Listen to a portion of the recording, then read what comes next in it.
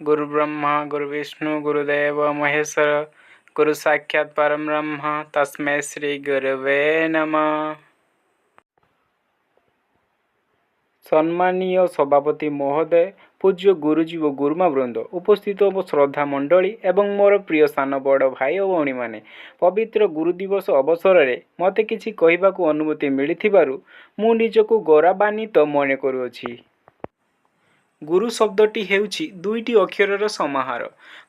गुर अर्थ हेउछि अंधकार एवं गुरुर अर्थ हेउछि ज्ञान।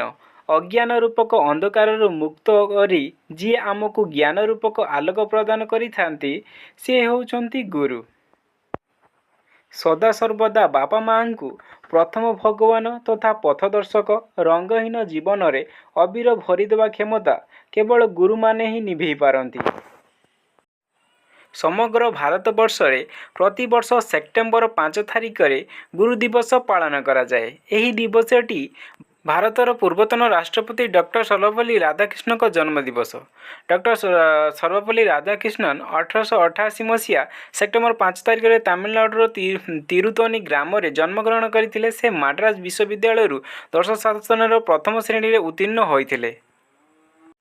सही दिन ठारू तांकर जन्म दिवस को गुरु दिवस रूपे पालन करा जाउछि एवं समस्त गुरु मानक प्रति यथोचित सम्मान प्रदान करा जाउछि। प्रत्येक गुरु आम मानकर भविष्यत उज्जवल करी गढ़ी तोलिबार कर्तव्य करिथांती।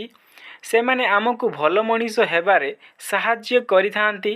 मो प्रति उत्सर्गीकृत थिबा समस्त गुरुजी एवं गुरुमा मानंकु आजिर दिन में मु आंतरिक धन्यवाद ज्ञापन करुछि। एतिकी कही मोर वक्तव्य शेष करुछि। जय हिंद।